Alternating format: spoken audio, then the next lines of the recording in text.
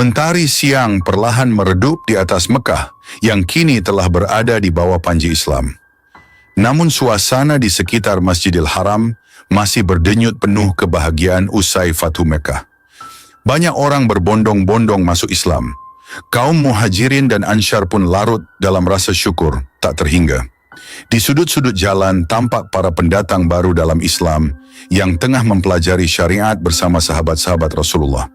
Di sisi lain, bagaimanapun juga, kabar tentang kemenangan kaum muslimin di Mekah tersebar cepat ke berbagai suku di Jazirah Arabia. Sebagian besar suku menyambut kabar itu dengan ketundukan dan bahkan memutuskan ikut memeluk Islam. Namun, tidak sedikit pula suku yang merasa khawatir kedudukan mereka terancam. Mereka masih terkungkung dalam kesombongan dan mengira diri mereka lebih perkasa daripada apapun, terlebih dari pasukan Rasulullah. Di antara suku-suku yang menentang, tampaklah nama Hawazin dan Saqif menonjol sebagai pelopor perlawanan. Mereka menganggap perkembangan Islam sebagai ancaman besar bagi kedaulatan mereka.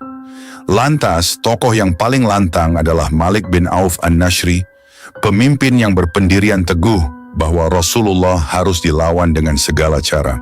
Dalam rapat-rapat rahasia, mereka memutuskan Malik bin Auf berdiri di tengah forum, suaranya mantap. Kaum muslimin itu telah menaklukkan Mekah, kota terpenting di Jazirah Arabia. Jika kita diam, esok mereka akan menguasai kita semua. Untuk itu, wahai suku Hawazin dan Saqif, mari satukan pasukan, kita bawa serta harta dan keluarga kita, agar tidak ada jalan mundur. Kita perangi Muhammad dan pasukannya. Sontak suara-suara setuju bergemuruh di majelis. Ada ketakutan, tapi yang lebih dominan adalah sikap congkak. Mereka merasa masih punya kekuatan yang sanggup menggoyahkan kaum muslimin. Keputusan pun diambil. Suku Hawazin, Saqif, dan beberapa sekutu lainnya segera berkemas, membawa harta, istri, dan anak-anak mereka menuju suatu tempat bernama Autas, dekat lembah Hunain. Tak butuh waktu lama bagi Rasulullah untuk mengetahui kabar ini. Informasi cepat menyebar lewat para sahabat dan sekutu-sekutu yang setia. Baginda Nabi dengan kejernihan pikiran dan kebijakan yang luar biasa segera mengambil keputusan. Beliau mengetahui bahwa suku Hawazin dan Saqif bukan lawan kecil. Dengan kepiawaian mereka plus keberanian luar biasa, ini bisa jadi pertempuran genting.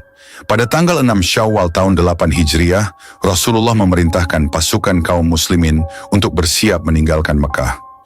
Jumlah mereka saat itu 12.000 orang, terdiri dari 10.000 pasukan yang ikut serta sejak awal penaklukan Mekah, ditambah 2.000 orang dari penduduk Mekah yang baru saja memeluk Islam. Bagi sebagian penduduk Mekah yang baru masuk Islam, ini menjadi pengalaman pertama mereka maju bersama Rasulullah di medan perang. Sementara itu, Ithab bin Usaid diamanahkan untuk menjaga kota Mekah selama Rasulullah dan pasukan berangkat. Tentu, penunjukan Ithab membuat banyak warga Mekah terharu. Mereka melihat Nabi begitu adil memberi kepercayaan, sekaligus memastikan agar keamanan kota suci itu tetap terjaga.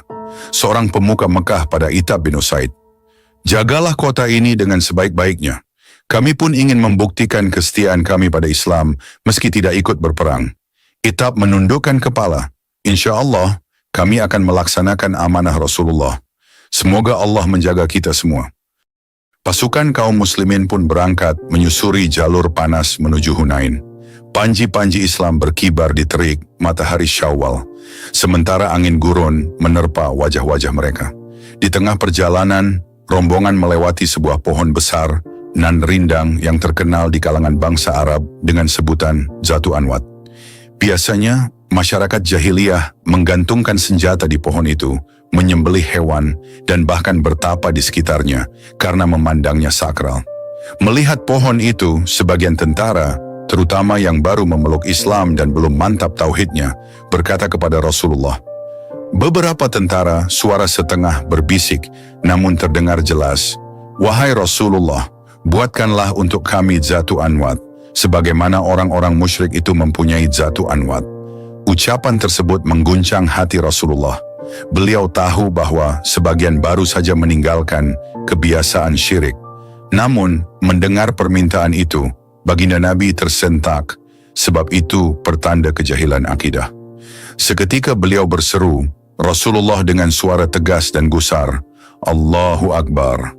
Demi Allah, apa yang kalian katakan persis seperti perkataan kaum Nabi Musa. Jadikanlah bagi kami Tuhan-Tuhan sebagaimana mereka memiliki Tuhan-Tuhan. Sungguh kalian adalah kaum yang tidak mengetahui. Sesungguhnya itu ajaran orang-orang terdahulu yang sesat, dan niscaya kalian akan mengikuti ajaran-ajaran sebelum kalian. Hening menyergap. Para sahabat senior seperti Abu Bakar dan Umar menatap kawan-kawan mereka dengan wajah serius, seolah menegur, bagaimana bisa kalian meminta hal semacam itu? Sementara itu, mereka yang sempat melontarkan permintaan tersebut menunduk malu. Seorang prajurit baru menitikkan keringat dingin, suaranya tertahan. Maafkan kami, wahai Rasulullah. Kami tidak bermaksud menyekutukan Allah. Kami hanya belum paham. Rasulullah menarik napas menenangkan. Ketahuilah, pohon itu tidak memberi manfaat. Hanya Allah lah yang maha berkuasa. Jangan pernah meminta hal serupa lagi. Sedikit demi sedikit, suasana mereda. Meski rasa malu menggayut, para prajurit baru itu mengambil pelajaran penting. Tauhid harus murni, tak boleh dicampuri kebiasaan jahiliyah. Kejadian ini pun menjadi teguran dini bagi seluruh pasukan agar tidak terlena dengan peninggalan tradisi syirik. Perjalanan dilanjutkan. Di tengah terik, pasukan yang jumlahnya 12.000 orang berjalan dengan kepala tegak, sesekali membasuh keringat. Melihat massa sebesar itu, sebagian kalangan di barisan pasukan mulai berbangga. Mereka berpikir, seseorang berbicara cukup keras sehingga terdengar yang lain. Subhanallah, kita belum pernah berperang dengan jumlah sebanyak ini. Kali ini, niscaya kita tak akan terkalahkan. Perkataan ini sekilas tampak sebagai seruan semangat, tetapi sayangnya terbesit aroma ujub bangga diri dan ketergantungan pada angka, bukan pada pertolongan Allah. Rasulullah menyadari hal itu. Beliau merasakan kegelisahan di hatinya, seakan firasat bahwa membanggakan jumlah yang besar dapat menjadi titik lemah kaum muslimin. Rasulullah memandang pasukan, berbicara pada beberapa sahabat terdekat. Jangan sampai rasa bangga terhadap bilangan banyak ini membuat kita lupa. Pertolongan hanya milik Allah. Ingat, pernah di Badar kita berjumlah lebih sedikit dari musuh, tapi Allah menangkan kita. Jangan sampai perkataan ini menyesatkan kalian. Sejumlah sahabat senior, termasuk Ali bin Abi Thalib dan Sa'ad bin Abi Waqqas, mengangguk menegur rekan-rekan yang terlalu percaya diri. Namun kata-kata sombong itu telanjur menyebar di antara pasukan. Ada semacam euforia bahwa kali ini kita takkan kalah. Tanggal 10 Syawal pun datang.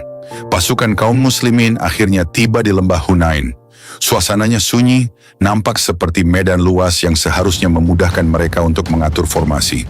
Akan tetapi mereka tak sadar bahwa musuh suku Hawazin dan Saqif telah lebih dahulu datang dan menempatkan diri di lokasi strategis. Mereka bersembunyi di balik bukit, pepohonan, atau posisi yang lebih tinggi di tepian lembah. Begitu pasukan muslimin mulai memasuki lembah, tiba-tiba hujan panah meluncur deras dari arah tak terduga. Kuda-kuda meringkik panik, sedangkan para prajurit baru, terutama penduduk Mekah yang baru masuk Islam, langsung kacau. Terjadi keributan besar, teriakan di sana-sini, dan barisan kaum muslimin porak-poranda. Seorang prajurit muslim menjerit, panik. Panah! Panah dari atas bukit! Mundur! Mundur! Yang lain berusaha menenangkan, tapi suaranya tenggelam. Tetap di barisan! Jangan cerai-berai! Namun suasana genting itu membuat banyak tentara, terutama yang akidahnya belum kokoh, merasa kecut dan memilih menyelamatkan diri masing-masing. Mereka berlari mundur, berdesakan, sehingga membuat formasi kian tak karuan. Sementara itu Rasulullah sendiri berada di sisi kanan, bersama beberapa sahabat muhajirin dan ahlul bait. Beliau melihat kepanikan luar biasa di tengah pasukan, menyadari bahwa ini buah dari rasa ujub mereka yang merasa tak akan terkalahkan hanya karena jumlah besar. Rasulullah berseru lantang, menepis panah-panah musuh. Hayya ilayya, yang artinya, ayo ke sini. Wahai pasukan, segera berkumpul di sini. Aku Rasulullah, aku Muhammad bin Abdullah. Namun suara Nabi terhalang gemuruh kekacauan. Panah musuh terus melesat menebar ketakutan. Sebagian pasukan tidak mendengar panggilan itu, sedangkan yang lain sudah terlanjur terpencar dan saling berdesakan keluar dari lembah. Hanya sedikit dari kalangan muhajirin dan kerabat Rasulullah, termasuk Abbas bin Abdul Muttalib, Ali bin Abi Thalib, serta beberapa sahabat pemberani yang tetap bertahan di dekat beliau. Ada pula sahabat-sahabat senior seperti Abu Bakar dan Umar yang tak gentar dan terus mencoba mengumpulkan keberanian pasukan. Abu Bakar matanya mencari-cari. "Wahai saudara-saudaraku, kembalilah. Rasulullah memanggil kalian, jangan tinggalkan beliau." Umar berteriak memperingatkan, "Awas panah, di sisi kanan, jaga sisi kanan." Namun karena serangan musuh begitu terencana, mereka memasang perangkap di tempat yang tepat, sebagian besar pasukan muslimin benar-benar tercerai-berai. Inilah saat di mana tampak jelas bahwa kuantitas bukanlah jaminan kemenangan. Pemandangan di lembah Hunain itu menjadi kontras dengan optimisme yang sempat menggelora sebelum tiba di medan pertempuran. Di barisan belakang, beberapa prajurit baru yang melarikan diri memandangi wajah satu sama lain dengan napas terengah-engah dan sorot mata ketakutan. Seorang prajurit Mekah menangis putus asa. "Astagfirullah, kenapa kami mundur? Tadi kami begitu yakin dengan jumlah besar, tapi sekarang lihatlah, panah musuh membuat kami kalang kabut." Prajurit lain wajah menyesal. "Ternyata kita terlalu takabur. Allah lah yang menentukan segala. Andai saja kami tetap di barisan Rasulullah." Di sisi lain, Rasulullah terus berdiri tegak, meski musuh menggempur tanpa ampun. Raut beliau menampakkan kesedihan yang teramat dalam karena pasukannya terpencar. Akan tetapi, beliau pantang mundur. Di hadapan sahabat-sahabat terdekat, sorot mata Nabi menampakkan keteguhan seorang pemimpin yang tidak rela meninggalkan kebenaran walau sendirian. Rasulullah berkata di sela denting senjata, "Demi Allah, kalau mereka tetap berlari, aku akan tetap di sini. Aku Muhammad bin Abdullah." "Rasulullah, ayo kepada yang bertahan kumpullah." Suara beliau bergetar, namun penuh semangat. Para sahabat di sekelilingnya saling berpandangan. Mereka tidak mungkin meninggalkan baginda Nabi. Meskipun jumlah mereka hanya segelintir, mereka siap melawan atau bertahan hingga tetes darah terakhir. Ali bin Abi Thalib menggenggam pedang erat. "Kami di sini, wahai Rasulullah, tidak akan pergi. Demi Allah, kami tak akan membiarkanmu sendiri." Abbas bin Abdul Muttalib dengan suara lantang mencoba memanggil pasukan lain. "Wahai kaum Ansyar, wahai kaum muhajirin, kembalilah. Rasulullah menunggu kalian di sini." Teriakan Abbas bagai jenderang di telinga orang-orang yang mulai sadar. Sebagian prajurit muslimin yang tak terlalu jauh akhirnya mendengar, merasa tersentak, dan mulai berbalik arah menuju sumber suara. Walau masih dihujani panah, keberanian itu perlahan tumbuh karena mereka mengingat betapa mulianya berdiri di sisi Rasulullah. Detik-detik itu sungguh menegangkan. Bagi yang melihat sekilas, tampak seolah-olah pasukan muslimin bakal kalah. Sementara di pihak musuh, mereka semakin bersemangat saat melihat kaum muslimin kacau balau. Barisan Hawazin dan Saqif melancarkan panah-panah lebih deras, disusul teriakan-teriakan kemenangan semu.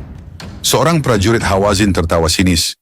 "Lihat, pasukan Muhammad berlarian. Jumlah besar tak ada artinya bagi kami. Namun di balik semua itu, Allah sudah menyiapkan ujian bagi kaum muslimin yang baru saja meraih kemenangan besar di Mekah." Kesombongan yang menggelayut sebagian pasukan kini dibayar dengan guncangan hebat. Inilah saat yang menentukan. Apakah mereka akan merapat kembali ke Rasulullah atau terus melarikan diri? Rasulullah, walau menjadi sasaran, tetap teguh. Beliau mengambil posisi di sisi lembah, berlindung sekadarnya sambil memanggil pasukan agar berkumpul. Hati beliau diliputi kesedihan, mencerminkan betapa rapuhnya keimanan segelintir orang yang baru memeluk Islam. Terdengar desingan anak panah yang nyaris menyentuh sisi jubah beliau, tetapi baginda Nabi tak gentar. Rasulullah menunduk sejenak, berdoa di dalam hati, "Ya Allah, limpahkanlah keteguhan pada kaum muslimin. Bukakan hati mereka agar kembali bersatu." Sekelompok kecil muhajirin, Ansyar, dan kerabat Nabi segera memperkuat barisan di sekitar beliau. Dalam hati mereka, tak terpikir lagi soal kalah atau menang. Mereka hanya tak mau Nabi terluka atau lebih buruk ditinggalkan sendiri. Ketika melihat kilatan kesedihan di mata Nabi, mereka pun menahan tangis, menyesali teman-teman mereka yang lari ketakutan. Abu Bakar mendekati Rasulullah, suara bergetar, "Wahai Rasulullah, kami di sini, kami tak akan mundur selangkah pun." Rasulullah menyentuh bahu Abu Bakar, lirih, "Semoga Allah membalas kalian dengan kebaikan. Mari kita bersabar dan tetap bersiap." Seluruh lembah Hunain masih diselimuti debu dan desingan panah. Pada saat genting itu, Rasulullah tetap berdiri teguh, menantang ancaman pasukan musuh yang menyergap. Para sahabat yang setia, terutama dari kalangan Muhajirin, Ansyar, dan kerabat beliau, tak gentar, meski jumlah mereka tak seberapa dibanding total pasukan muslimin yang sempat terpencar. Di tengah suasana kacau, tiba-tiba Rasulullah maju lebih dekat, menuntun kudanya mengarah ke barisan musuh, seolah hendak menegaskan keberanian dan keteguhannya di hadapan mereka. Rasulullah berseru lantang, penuh keyakinan, "Aku adalah Nabi yang tidak berdusta. Aku adalah anak keturunan Abdul Muttalib." Sorotan mata beliau memancarkan cahaya keberanian yang mendalam. Bagi pasukan muslimin yang bersembunyi dan sempat berbalik lari, teriakan itu terdengar bak lonceng pembangkit semangat. Ada sesuatu yang menggetarkan hati, betapa di medan genting ini, Nabi yang mereka cintai justru tak mundur sejengkal pun. Justru beliau mendeklarasikan identitasnya, seakan berkata, "Inilah aku, Rasulullah, tak akan pernah gentar menghadapi kalian." Di sela-sela dentuman serangan, paman Rasulullah, Abbas bin Abdul Muttalib, maju dengan wajah tegang. Abbas dikenal memiliki suara keras yang menggema, cocok untuk memanggil pasukan yang terpecah belah. Rasulullah menoleh pada Abbas dengan sorot mata penuh harap. "Wahai Abbas," suaramu lantang, "panggillah mereka, panggil pasukan kaum muslimin agar kembali berkumpul." Abbas pun mengumpulkan napasnya. Dia naik ke tempat yang sedikit lebih tinggi, barangkali di atas batu atau bukit kecil di dekat situ, dan mulai mengeluarkan suaranya. Abbas dengan nada menggelegar, menembus hiruk-pikuk pertempuran. "Wahai kaum Ansyar, wahai kaum Muhajirin, wahai kalian yang pernah membayat Rasulullah di bawah pohon, kesinilah, Rasulullah menanti kalian, kembalilah, bergabunglah."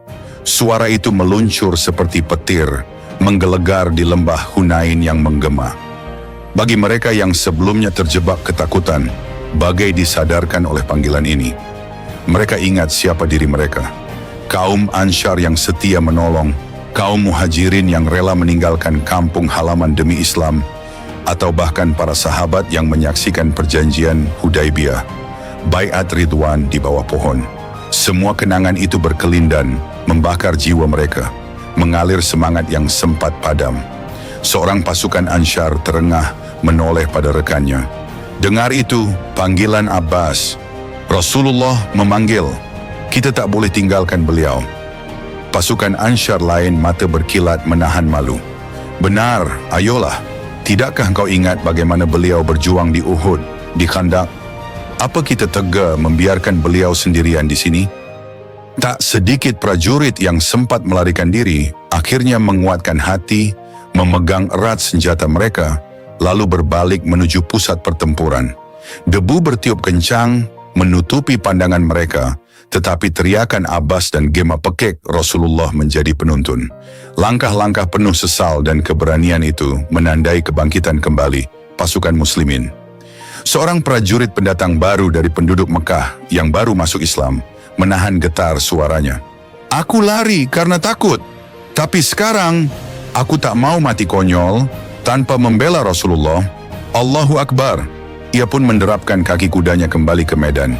Di sudut lain, para muhajirin senior seperti Abu Bakar, Umar bin Khattab, Ali bin Abi Thalib, dan beberapa sahabat terkemuka yang tak pernah meninggalkan Nabi, kini menyaksikan rekan-rekannya berdatangan. Tersirat kelegaan di wajah mereka. Ali bin Abi Thalib kepada Umar dengan napas lega. Alhamdulillah, mereka mulai kembali. Lihatlah, semangat itu tumbuh lagi. Umar membalas dengan suara serak. Ya, semoga kita dapat menyusun barisan dengan cepat. Sedikit demi sedikit, kerumunan pasukan muslimin yang tercerai-berai kini mulai mendekat ke arah Rasulullah. Mereka melompat turun dari kuda atau unta, merapatkan barisan. Ada yang wajahnya penuh keringat dan debu, ada yang bajunya terkoyak karena panah. Namun rasa malu dan penyesalan di dada mendorong mereka untuk bangkit. Kekuatan kaum muslimin pun perlahan kembali menyatu. Sementara itu, Rasulullah masih kokoh di atas kudanya. Sorot matanya menilik sekeliling, memastikan formasi mulai terbentuk. Dalam diam, beliau memanjatkan syukur kepada Allah. Beliau tahu, perlawanan musuh belum usai. Hawazin dan Saqif masih menumpahkan panah dari lokasi tersembunyi. Namun sekarang, kaum muslimin telah sadar bahwa hanya pertolongan Allah dan kesatuan yang dapat mengubah situasi. Rasulullah menatap sahabat terdekatnya, bersuara mantap. Bersiaplah menghadapi mereka. Kalian yang telah kembali, kuatkan hati, kita akan melanjutkan pertempuran.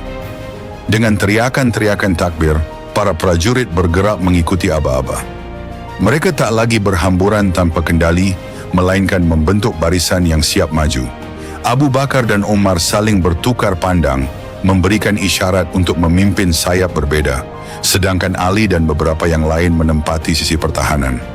Abbas tetap di belakang, siap menyerukan panggilan bila ada yang terpecah. Saat kaum muslimin mulai maju, pasukan musuh tampak terkejut. Mereka semula mengira pasukan muslimin telah kalah dan tercerai-berai. Kini, mereka melihat barisan yang lebih rapi dengan kekompakan baru. Kuda-kuda kaum muslimin menderap lebih mantap, sementara panah-panah mereka pun dilepas dengan bidikan lebih tenang. Percikan cahaya senja memantul di atas senjata, menambah dramatis suasana lembah Hunain. Seorang komandan Saqif berseru, cemas. Apa yang terjadi? Mereka kembali? Cepat, arahkan lebih banyak panah. Ke sana, dentum pertempuran bergaung keras. Suara benturan senjata, teriakan prajurit, ringkik kuda, dan hembusan debu seolah membentuk kekacauan indah. Namun di tengah hiruk-pikuk itu, keteguhan iman kaum muslimin kian terasa. Tidak ada lagi kesombongan tentang jumlah besar. Mereka sadar bahwa kemenangan hanya dari Allah. Abu Bakar memacu kudanya, berseru ke pasukan di sampingnya, "Majulah, wahai hamba Allah. Kita bertempur di bawah panji Rasulullah. Jangan gentar." Umar dengan pedang terhunus, menahan gempuran musuh. Ingatlah perkataan Rasulullah, jangan lupakan tauhid dan kesabaran. Sekalipun Hawazin dan Saqif coba bertahan, dengan perlawanan sengit, kepanikan mulai merebak di kubu mereka. Pukulan balasan kaum muslimin terasa telak. Tak lagi berpegang pada rasa besar jumlah, pasukan muslimin kini berperang semata karena keimanan yang membara. Rasulullah tidak hanya menonton dari belakang. Beliau justru bergerak maju, berada di garda depan bersama segelintir sahabat kepercayaan. Kudanya menderap menghindari hujan panah, lalu dengan penuh keberanian, beliau berseru meyakinkan para pejuang muslimin. Rasulullah menyemangati, suara menggema di tengah asap debu. Bismillah, majulah di jalan Allah. Allahu Akbar. Adegan itu tampak begitu heroik dan mengharukan. Mereka yang melihat, terutama sahabat dekat, meneteskan air mata haru. Bagaimana tidak, Rasulullah mempertaruhkan diri di tengah pertempuran yang sempat membuat pasukan kabur. Justru keteguhan beliau membakar semangat. Tidak ada lagi keraguan, inilah sosok pemimpin sejati yang melibatkan diri sepenuhnya bagi umatnya. Perjuangan tak berlangsung lama. Begitu pasukan muslimin menemukan ritme, keadaan mulai berbalik. Mereka merangsek maju, menekan posisi Hawazin dan Saqif yang semula menguasai lembah. Panik mulai menelan lawan.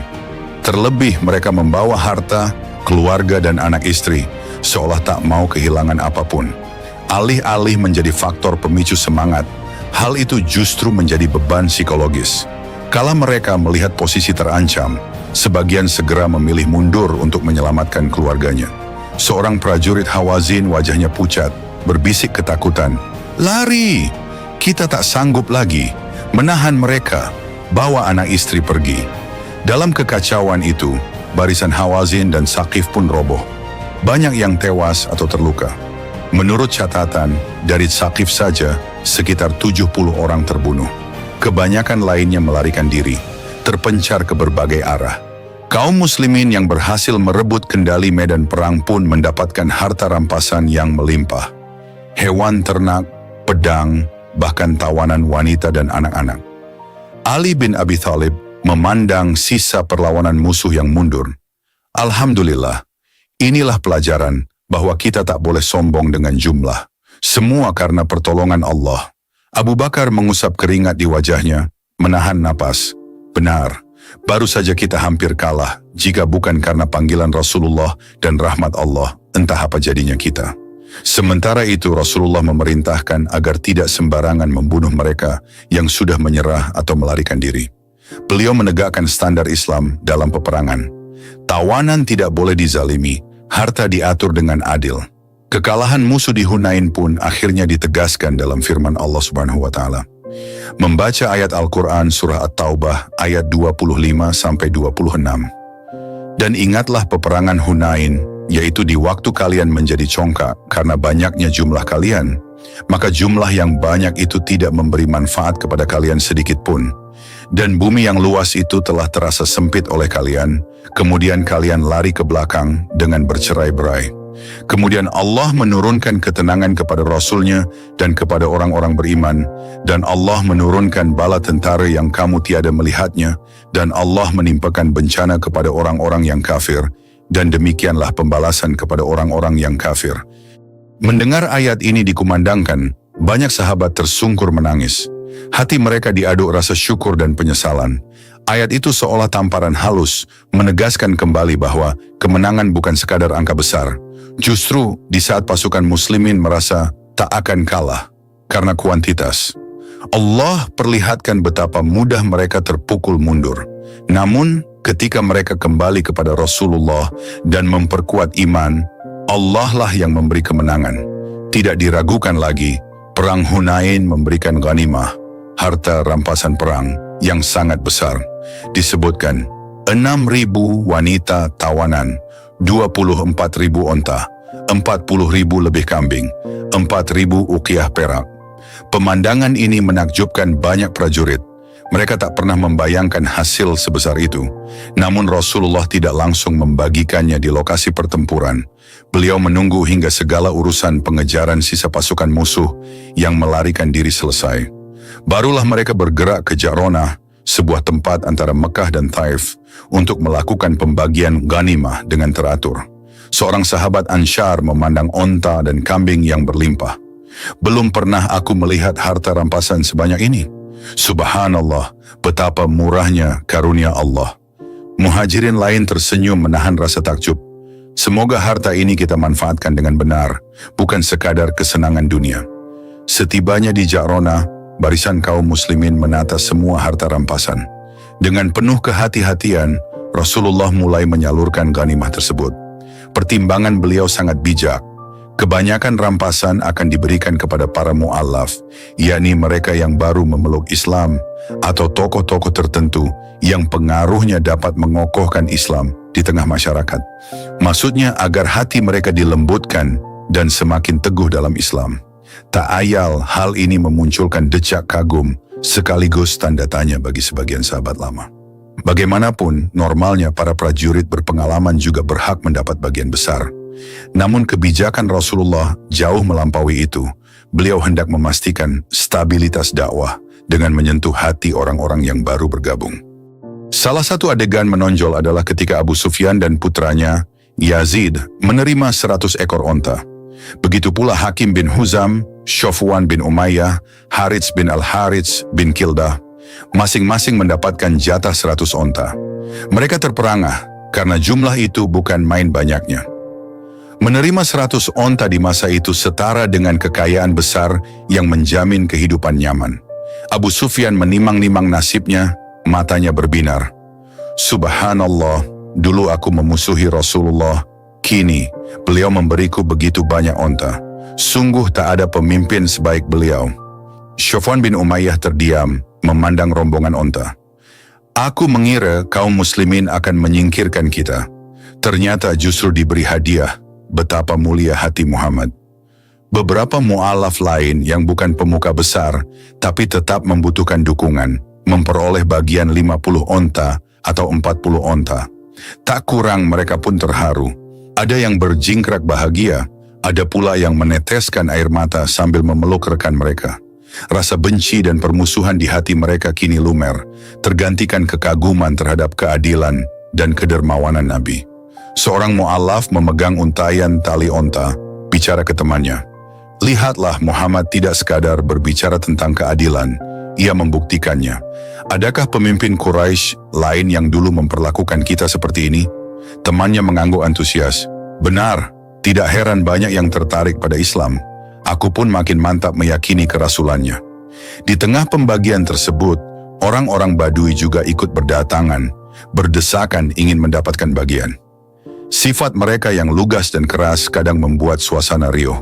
Mereka belum begitu memahami adab di sekitar Rasulullah, sehingga tak jarang mendorong, bahkan tanpa sungkan menarik pakaian Nabi demi meminta jatah. Seorang Badui menarik ujung jubah Rasulullah. "Berikan bagian untukku, wahai Muhammad. Aku juga berhak." Beberapa sahabat cemas khawatir Rasulullah terganggu, namun beliau hanya tersenyum, menahan sesak di dadanya. Beliau paham bahwa mereka belum sepenuhnya memahami akhlak Islam. Beliau tak marah, melainkan sabar melayani permintaan orang Badui satu persatu, sesuai ketentuan pembagian ghanimah. Rasulullah berkata lembut, menenangkan, "Sabarlah, akan ada bagian untuk kalian. Jangan berdesakan sampai melukai diri sendiri atau sesama." Ekspresi sabar Rasulullah meneduhkan banyak pihak. Bahkan beberapa orang Badui yang tadinya kasar, akhirnya luluh. Mereka menyaksikan bagaimana Nabi tetap ramah dan tidak menolak mereka yang meminta selama pembagiannya sesuai hak.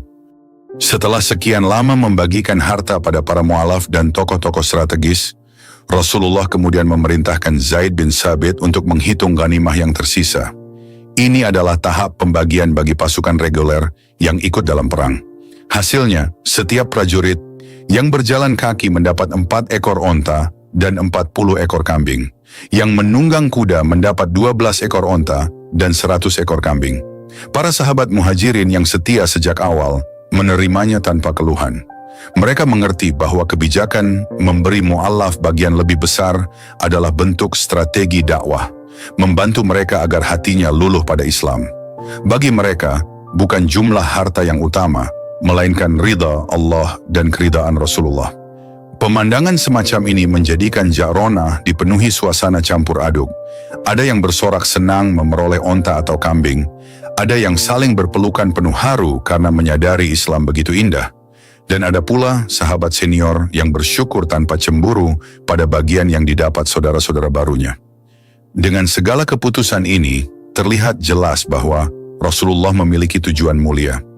Memberi lebih banyak bagian kepada para mu'alaf atau tokoh baru bukanlah bentuk ketidakadilan, melainkan strategi menciptakan ketenangan hati. Dalam bahasa fikih disebut mu'allafatu qulubihim. Kelak, orang-orang ini akan menjadi pilar dakwah di kabilahnya masing-masing. Rasulullah berujar di hadapan beberapa sahabat setelah pembagian, apabila hati seseorang sudah terbuka kepada Islam melalui kebaikan materi, insya Allah akan berkembang lebih luas menuju keimanan sejati. Kalian yang sudah lama berjuang, semoga Allah mencukupkan hati kalian dengan keteguhan iman. Sahabat yang mendengarnya pun sadar, Islam tidak hanya berbicara tentang keadilan kasat mata, melainkan juga hikmah untuk menguatkan masyarakat secara utuh. Sementara itu, mereka yang menerima bantuan materi besar mulai merasakan kehangatan dan keramahan di sisi Rasulullah. Perlahan-lahan, persepsi negatif mereka terhadap Islam memudar. Malah banyak yang akhirnya menjadi pembela Islam yang gigih setelah menerima karunia tersebut.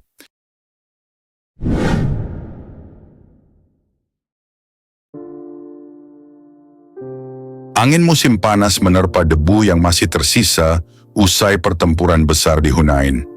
Kaum muslimin berkumpul di Ja'ronah, memandangi onta, kambing, dan perak yang tersusun menunggu pembagian. Sebagian tampak puas, sebagian lain masih larut dalam euforia kemenangan, dan tak sedikit yang menunggu giliran dengan hati penuh harap. Di antara kerumunan itu tampak kaum Ansyar, mereka yang berasal dari Madinah, penolong Rasulullah sejak masa-masa sulit. Sebelum ini, mereka berjuang mati-matian menghadapi pertempuran, bahkan menjadi barisan pertama yang menanggapi panggilan Abbas di Hunain saat pasukan terpecah. Namun, pada pembagian ghanimah harta rampasan perang, mereka justru melihat sebagian tokoh mu'allaf dan orang-orang yang dulu sempat lari dari medan perang malah mendapat bagian besar. Semula, kaum Ansyar mencoba membungkam suara hati mereka. Mereka mengingat betapa Nabi memiliki alasan untuk memberi banyak harta kepada orang-orang yang baru masuk Islam, menarik hati mereka agar teguh dalam iman. Akan tetapi lama-lama bisik-bisik tak terelakkan.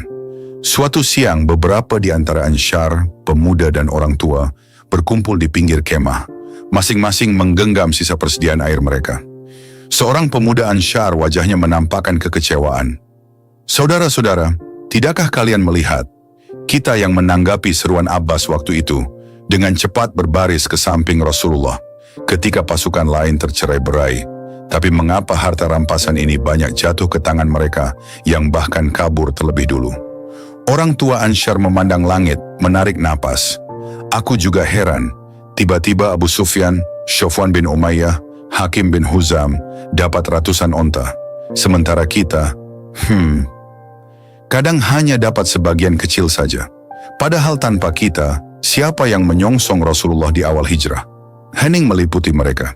Ada rasa sedih yang menggelayut, tidak serta-merta cemburu pada harta, tapi lebih pada perasaan, apakah jasa kami dilupakan?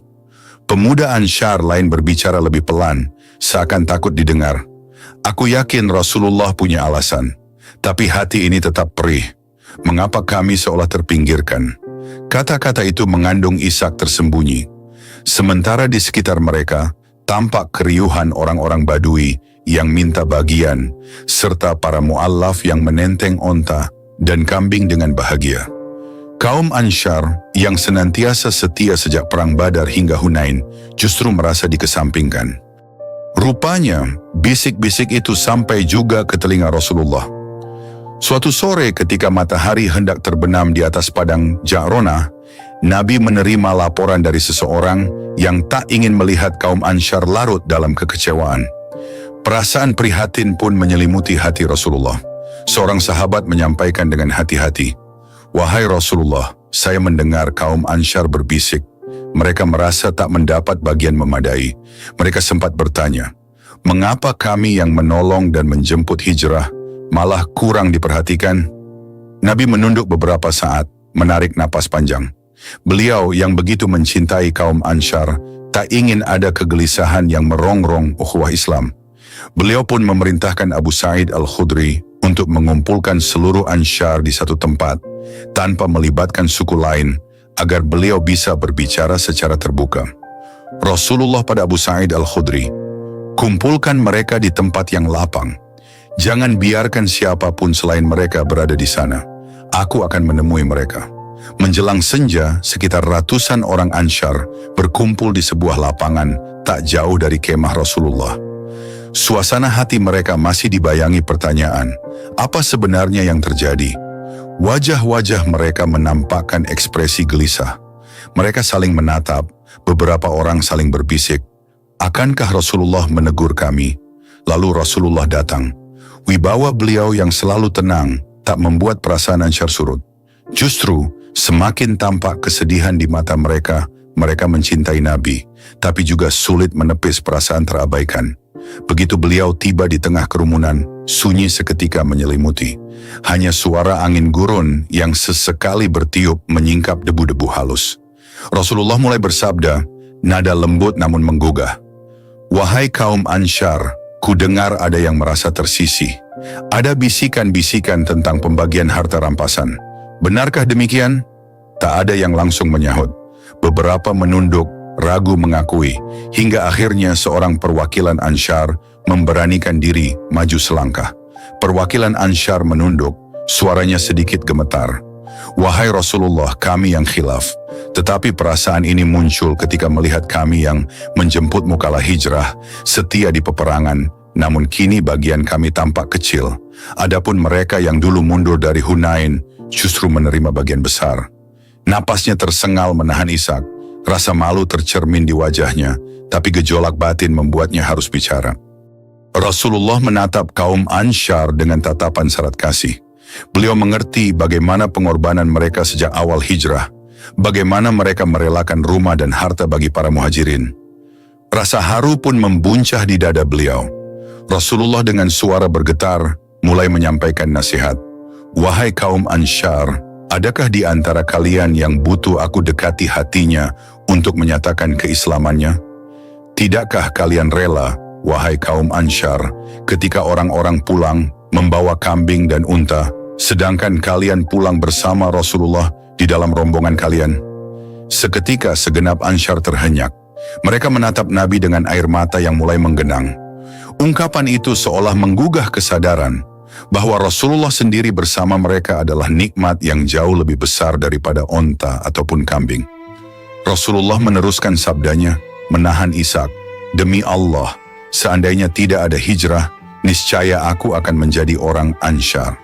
Dan seandainya orang-orang menempuh satu lembah, sedangkan kaum Ansyar menempuh lembah lain, niscaya aku akan menempuh lembah yang ditempuh oleh kalangan Ansyar. Ya Allah, kasihilah Ansyar, anak-anak Ansyar, dan cucu-cucu Ansyar. Kata-kata Nabi itu menggema. Bagi kaum Ansyar, ini adalah ungkapan cinta terbesar.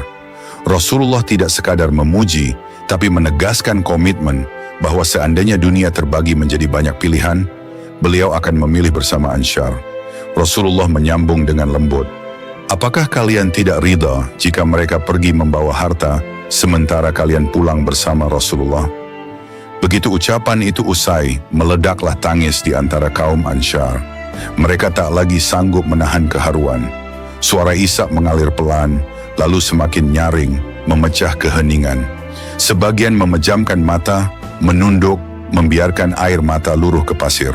Sebagian lagi menutupi wajah dengan kedua tangan, menahan Ishak yang tak terbendung. Seorang pemuda Ansyar menangis terseduh, berbicara terputus-putus. Demi Allah, kami tak pernah menyangka Rasulullah mencintai kami sedalam ini. Kami yang bodoh, kami mengeluh hanya karena kambing dan onta. Orang tua Ansyar mengusap air mata, menatap Nabi dengan penuh hormat. Wahai Rasulullah, kami ridha. Kami ridha. Kami tak peduli lagi soal pembagian harta. Cukuplah engkau bersama kami. Kami memohon ampun atas keluhan kami. Di tengah pemandangan itu, hati setiap orang Ansyar diguncang oleh rasa cinta, penyesalan dan kebanggaan. Bagaimana tidak, Rasulullah secara terbuka menyatakan bahwa beliau lebih memilih jalan kaum Ansyar daripada jalan suku lain. Terbayang sudah masa-masa awal hijrah, betapa kaum Ansyar membuka pintu rumah, membagi makanan, bahkan rela berhimpit agar para muhajirin dapat tempat. Kini, jelaslah bagi mereka bahwa kebersamaan dengan Nabi melebihi harta dunia manapun. Kaum Ansyar serentak berkata, menahan tangis, kami ridha dengan pembagian Rasulullah. Kami ridha, kami benar-benar ridha. Suara itu menggema, menegaskan keikhlasan mereka. Mereka menyadari, sejak awal pun mereka tak mencari harta. Mereka mencintai Nabi karena Allah menolongnya tanpa pamrih. Andai sempat tergoda rasa kecewa, kini telah sirna oleh kata-kata Nabi yang begitu menenangkan. Setelah tangis mulai mereda, suasana di kemah itu berubah menjadi hangat dan penuh cinta. Nabi memberikan senyum lembut, sementara kaum Ansyar menatap beliau dengan mata masih basah. Sejumlah sahabat muhajirin yang turut hadir secara terbatas, menyaksikan pemandangan mengharukan ini, tak sedikit dari mereka ikut mengusap air mata. Abu Sa'id Al-Khudri memandang penuh haru, berbicara lirih. Alangkah indahnya sikap Rasulullah. Beliau tahu tepat kapan harus menenangkan kita. Seorang Ansyar menjawab, masih terisak. Benar seakan beliau memahami isi hati kami yang terdalam. Andai kami tak dipanggil begini, mungkin kami menanggung prasangka berkepanjangan. Udara sore di Ja'ronah terasa lebih sejuk. Semilir angin menyapu wajah orang-orang yang baru saja menangis. Mereka pun mulai menata niat, tak lagi mempertanyakan pembagian harta.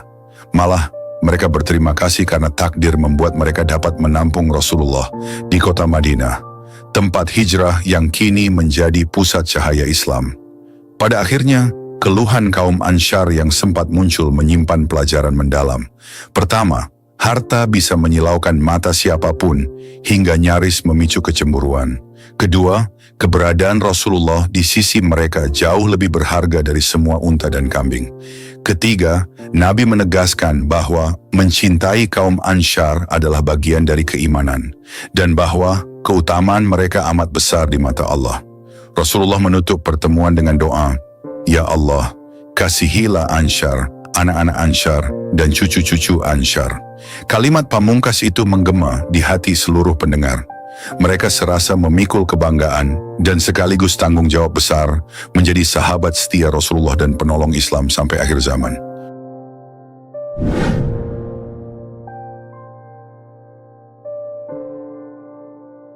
Pasca pembagian ganimah yang melimpah di Ja'ronah, suasana di sekitar perkemahan kaum muslimin berangsur tenang.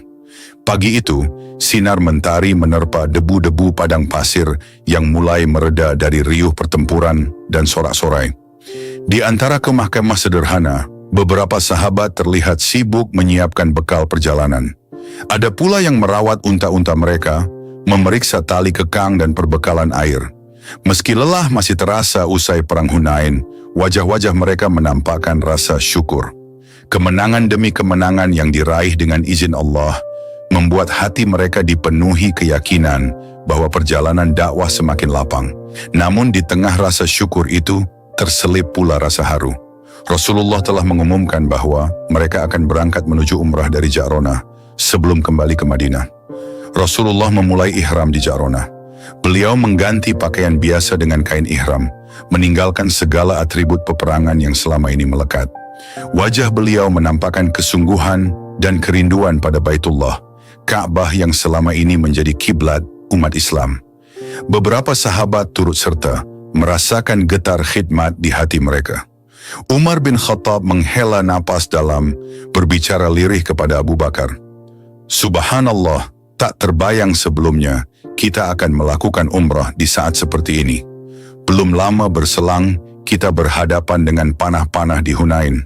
Abu Bakar tersenyum tenang, tangannya merapikan kain ihram. "Benar wahai Umar, lihatlah bagaimana Allah menukar kekhawatiran kita menjadi ketenangan. Semoga umrah ini menjadi wujud syukur kita." Dengan langkah mantap, rombongan pun menuju Masjidil Haram.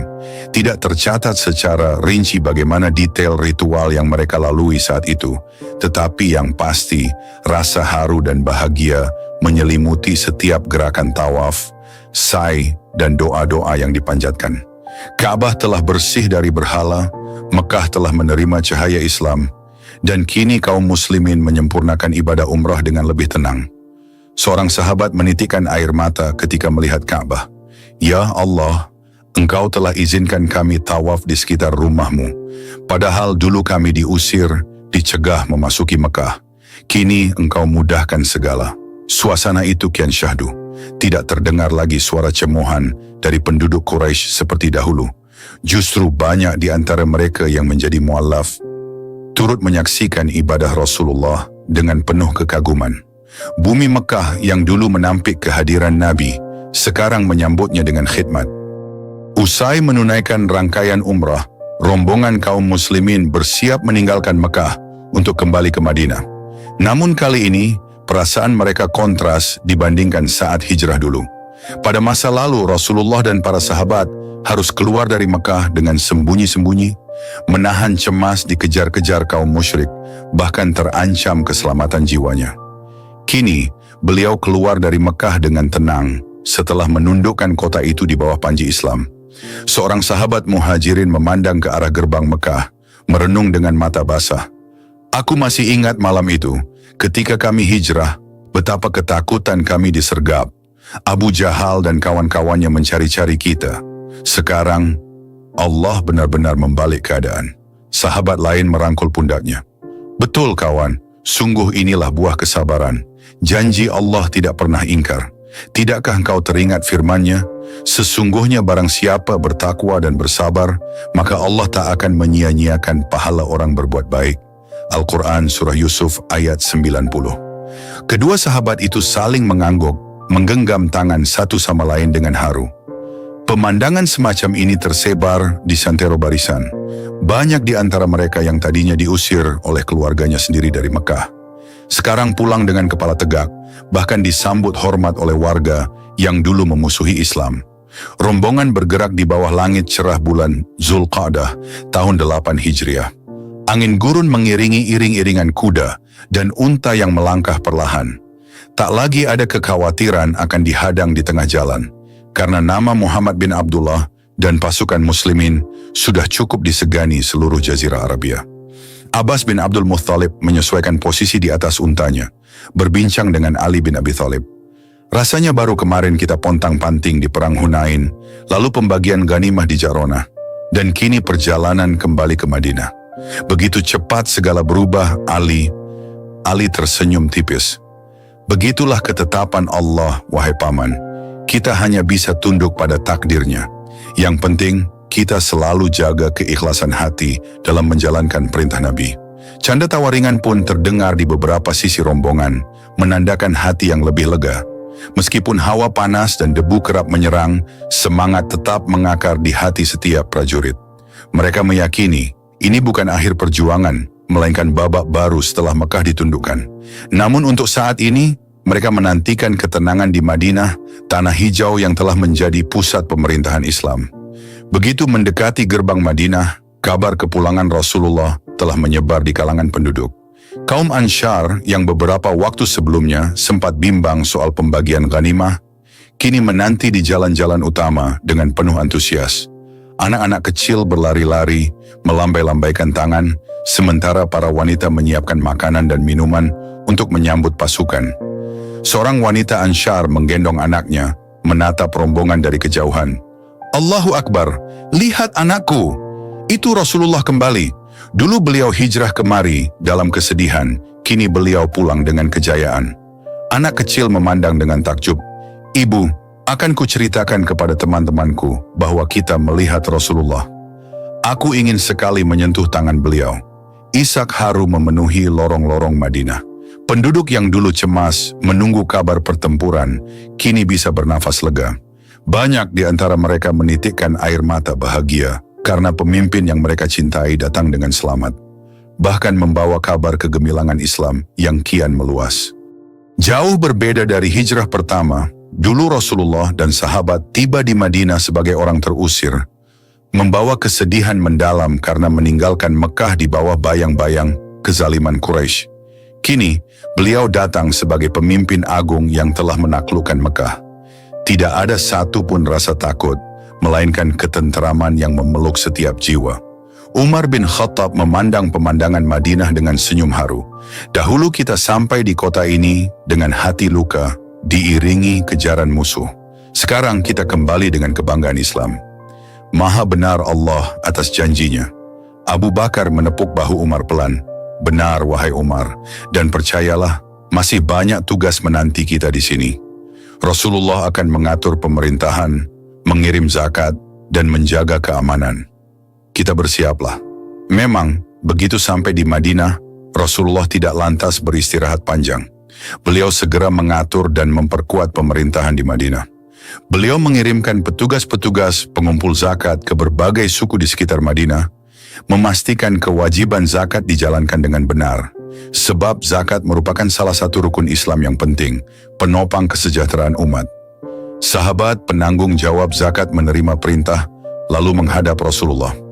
Ya Rasulullah, siapakah yang harus kami datangi lebih dulu? Bagaimana jika ada suku yang masih ragu untuk menyerahkan zakat? Rasulullah menjelaskan sambil menggambarkan peta wilayah di hadapan mereka. Datangilah mereka dengan penuh kebijaksanaan, jelaskan keutamaan zakat. Jika ada penolakan, sampaikan pada kami. Insya Allah, kita selesaikan baik-baik atau kirim tim lanjutan.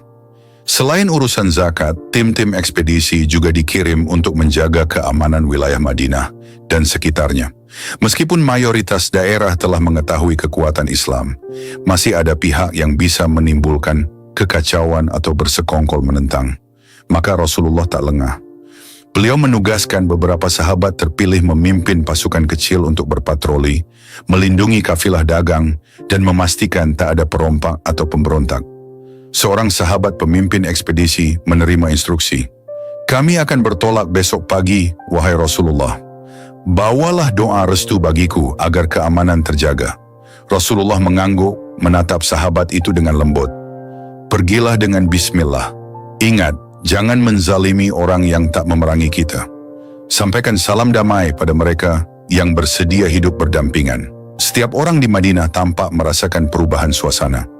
Beliau yang dulunya seorang yang tertindas di Mekah, kini menjadi pemimpin yang disegani.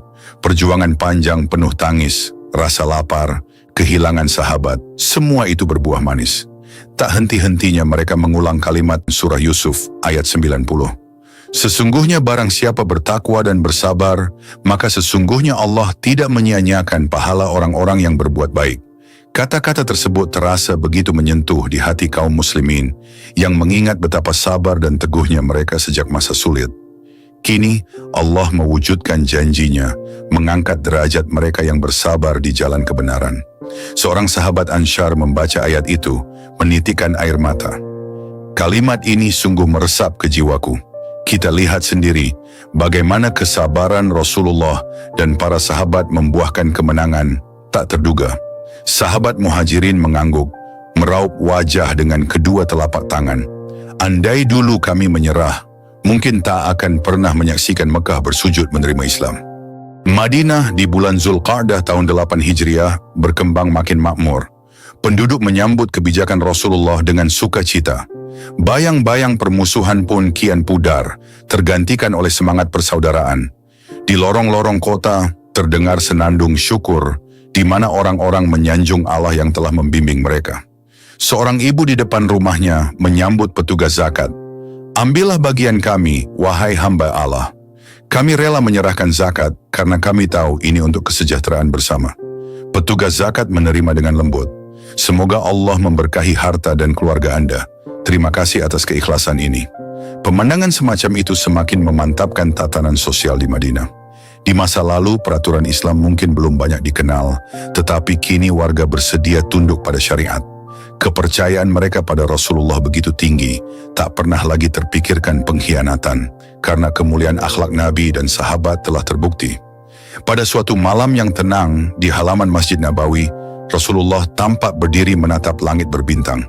Beliau mengembuskan napas perlahan, merenungkan perjalanan dakwah selama ini, bermula dari penolakan dan kekerasan di Mekah, hijrah penuh duka, beragam peperangan menegangkan, hingga kini menegakkan pemerintahan di Madinah dengan penuh kewibawaan. Ali bin Abi Thalib diam-diam mendekat, berbicara lembut. Wahai Rasulullah, engkau tampak merenung. Adakah yang engkau pikirkan? Rasulullah menoleh dengan senyum ringan. Aku mengenang perjalanan kita, wahai Ali. Sungguh Allah telah membuka pintu kemenangan. Namun kita tetap harus waspada. Masih banyak tanggung jawab di depan. Ali mengangguk. Ia mengerti Nabi tak pernah lengah. Meski sukses menaklukkan Mekah, tak berarti dakwah tuntas. Masih ada suku-suku lain, masih ada tugas mengatur masyarakat, dan di atas semua itu, menanamkan akidah dan akhlak mulia di hati setiap insan. Demikianlah, kembalinya Rasulullah ke Madinah di bulan Zulqa'dah tahun 8 Hijriah menjadi penanda fase baru dalam sejarah Islam. Umat muslim merasakan betapa nikmatnya hidup tanpa dihantui kecemasan musuh, sementara Mekah, tempat suci yang dulu menolak dakwah, telah luluh di bawah keagungan Islam. Kini, setelah menuntaskan umrah dan membagikan ghanimah dari Hunain, beliau memulai babak penegakan hukum dan pemerintahan yang lebih tertata di Madinah. Zakat dipungut, ekspedisi keamanan digelar, dan semangat tauhid makin mengakar kuat. Tidak ada lagi bayangan ketakutan masa lalu ketika hijrah, melainkan cahaya optimisme bahwa risalah Islam akan terus menyebar. Seorang sahabat duduk berzikir di pelataran masjid, menengadah ke langit senja. Ya Allah, segala puji bagimu. Engkau pertemukan kami dengan Rasul-Mu, Engkau angkat derajat kami dari kegelapan jahiliyah. Semoga Madinah ini selalu menjadi taman iman.